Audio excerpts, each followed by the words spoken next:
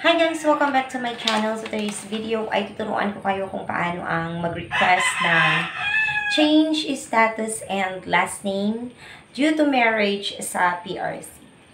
So let's start!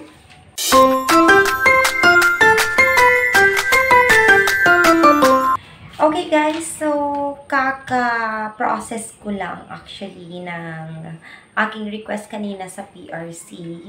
So, maingay yung manok. Pagpasensyahan yung mga alaga namin dito. Sobrang maingay sila. Okay. So, simple lang naman yung process. Especially, ngayon dito sa amin, meron na kasing PRC office. So, hindi na ako nahirapang bumiyahe pa para mag-process ng aking request. So, for this processing pala, hindi ka na kailangang mag-online. Kasi sa online, wala pa po yung petition for change of status and last name. Hindi pa siya available. So, ang kailangan mong gawin ay dumiretso ka lang sa office ng PRC. Kahit sa office, mapa-regional man ito or sa national office nila. Pero dito sa amin, since meron na, dito na lang ako nag-process ng aking request. So, meron lang tayong 6 na kailangan. So, number 1 is yung petition form. So, ito yung pwede mong i-download from the website ng PRC at i-print mo na lang siya. Or, pwede ka namang dumiretso na dun sa office ng PRC. Bibigyan ka nila ng form na ito. So, after mo siyang ma-fill out yung mga needed information, kailangan mo pa ring magpa-notarize. So, for me, pagkatapos ko pong kumuha kanina ng form, dumiretso na po ako dun sa lagi namin pinupuntahan na law office. So, nagpa-notaryo po ako doon. Sobrang pila kasi sobrang daming tao. Tapos, na-stress ako dun sa process. Kasi ang nangyari, guys, yung papel ko, ako yung nauna, tas ang dami nang sumunod sa akin. Tas mas nauna pa nilang nakuha yung mga papeles nilang nanotaryuhan. Actually, mga 4 yung kaparehas ko dun na nagpanotaryo ng ganong form. So, ako yung nahuli. So, nagtaka na ako. Yun pala yung form ko nabigay sa ibang tao. So, kailangan pa namin kontakin kung sino yung nakakuha ng papel ko. At, luckily naman, yung nakakuha, papunta rin siya dun sa PRC kasi mapoprocess din siya that same time. So, dun na lang kami nakita. So, nakuha ko rin yung form ko, guys. Medyo na-stress lang ako sa part na yun. Okay, next.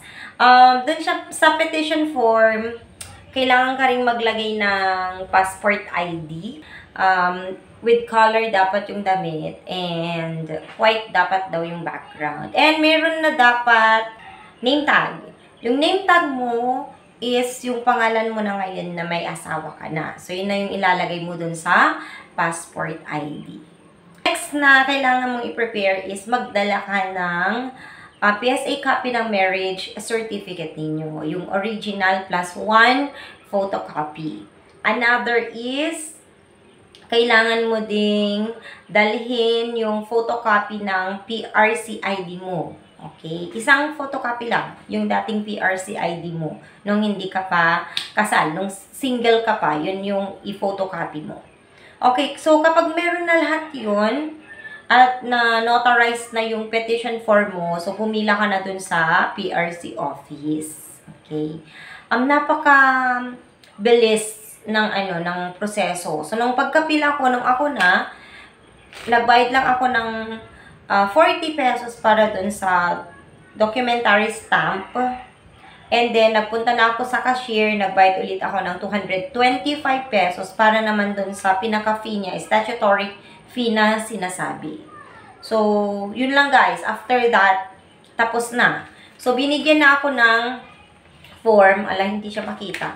So, binigyan ako ng form na ganito. Ito actually yung aking resibo. And then, binigyan ako dito nung maliit na papel. Nandito na yung mga kailangan kong gawin. Kasi, after mo maipasa yung mga papeles mo, hindi ka nila bibigyan ng ID agad-agad. Kasi kailangan mo daw mag-antay ng pinaka-maximum turnaround period daw para ma-process yung ating request is 60 days, which is equivalent po for 2 months. Anyway, hindi ka naman mapapagod kakabalik dun sa PRC office para tanungin lang kung ano, okay na ba yung request, na-change na ba yung status mo.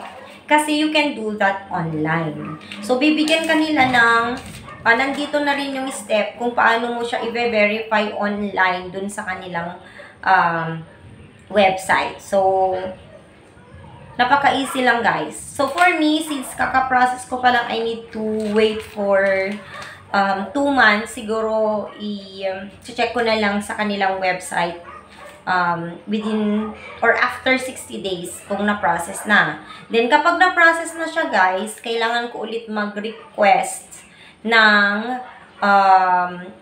yung yung PRC ID ko na with my married name na. So, kailangan ko na siyang gawin online. Yung parang yung sa dating ginagawa ko na magre-request ako online, and then magpapa-appointment ako, then babalik ulit ako dun sa PRC office. So, kung susumahin mo guys, ang nagastos ko lang for the processing of my request is yung 225 plus 40. So, that's 265 pesos lang. Kasi libre naman po yung aking notaryo. Okay. So, yun lang guys. Hopefully, makuha ko na rin yung aking ID with my married status right now and my married last name. So, kung nakatulong po ang aking video na ito, kindly hit like and subscribe and see you on my next video. Bye!